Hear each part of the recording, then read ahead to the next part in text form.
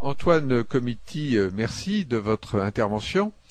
Nous allons maintenant regarder quelques extraits d'une interview que nous avions réalisée il y a quelques semaines du professeur Claude Reiss, qui est biologiste, toxicologue, qui fut directeur de recherche au CNRS et qui milite depuis de nombreuses années pour la suppression des expérimentations animales dans les laboratoires, non seulement en raison de leur cruauté, mais aussi parce qu'il les considère, et il le démontre, comme inutiles et même plus encore, facteurs d'erreur extrêmement dommageables pour la santé. On allait expérimenter 100 000 produits sur des souris, des rats, éventuellement des chiens, des chats, et peut-être même des espèces plus évoluées, comme les singes, et que il fallait environ 2000, en moyenne 2000 animaux sacrifiés par produit.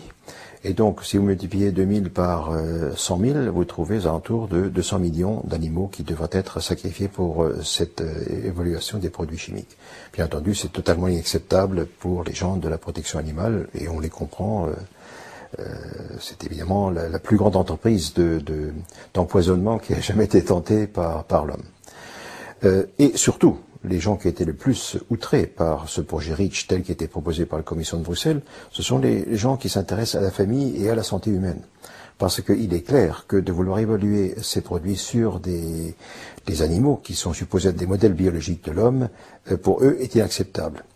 Et finalement, est-ce qu'ils ont raison ou tort? C'est une question qu'on peut se poser sans prendre parti et donc en se basant simplement sur des éléments logiques pour voir si effectivement une espèce animale peut être un modèle fiable modèle biologique fiable pour l'homme.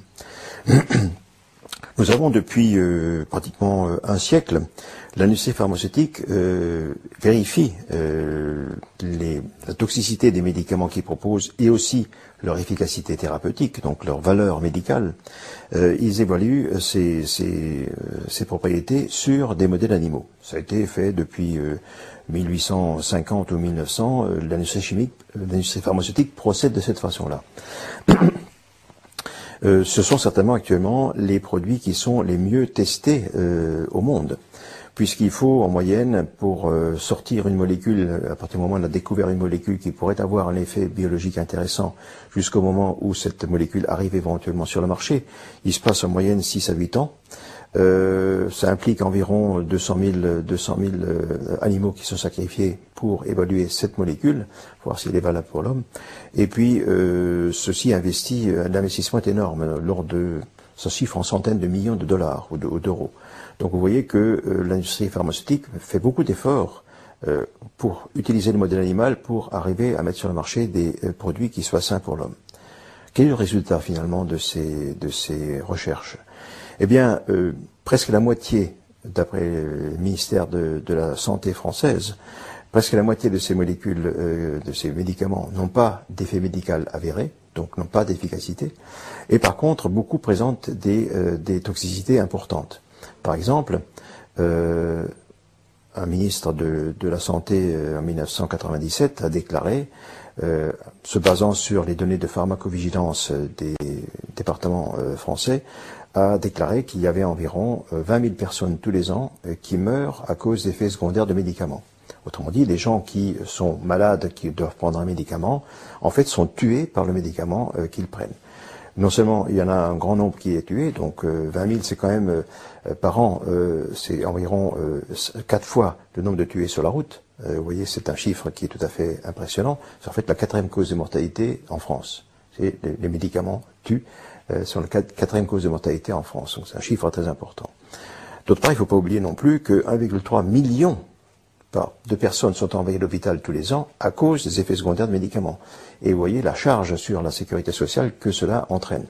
Donc là, nous avons la démonstration qu'effectivement, l'évaluation des risques toxiques et des qualités, enfin de l'intérêt thérapeutique des médicaments est gravement mise en cause par ce passage par le modèle animal.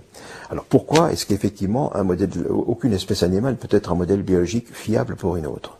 La raison de cela est très très simple et vraiment à la portée de tout le monde. Tout le monde a pu observer qu'un chien ne peut pas se croiser avec un chat ou une vache avec un cheval. Ceci est dû au fait que les espèces sont définies par le fait qu'ils ne sont pas... il n'est pas possible de se reproduire entre espèces différentes, c'est ce qui définit une espèce. Hein. Une espèce est définie par le fait de son isolement reproductif, comme on dit en termes scientifiques. Et ceci est dû au fait que le patrimoine génétique d'une espèce lui est propre. Aucune espèce n'a un patrimoine génétique comparable à celui d'une autre. Il est vraiment spécifique de l'espèce en question. Or, qu'est-ce qui définit l'activité biologique d'un individu? C'est son patrimoine génétique. Deux espèces ayant des patrimoines génétiques différents les individus auront une activité biologique différente. Et donc, confrontés à un problème comme par exemple un produit toxique ou un médicament, ces espèces vont réagir en fonction de leurs caractéristiques biologiques, de leurs caractéristiques génétiques et donc de leurs caractéristiques biologiques qui leur sont propres. Et donc on ne peut pas actuellement, et ce sera encore vrai longtemps dans le futur, on ne peut pas prendre une espèce comme modèle biologique fiable pour une autre. Il est possible que les deux espèces se comportent de façon semblable, du moins en court terme. Il est possible aussi qu'ils se comportent de façon différente ou opposée. Je vous donne un exemple très simple. L'animal le plus proche dans l'évolution de l'homme, c'est le chimpanzé. Nous sommes séparés du chimpanzé il y a environ 5 millions d'années, 5 à 6 millions d'années. C'est rien vis-à-vis de l'évolution, si vous voulez. La vie est apparue sur Terre, si elle est apparue le 1er janvier d'une année, nous sommes séparés du chimpanzé le 31 décembre à 4 heures du soir. Donc vous voyez, c'est vraiment 2 fois rien.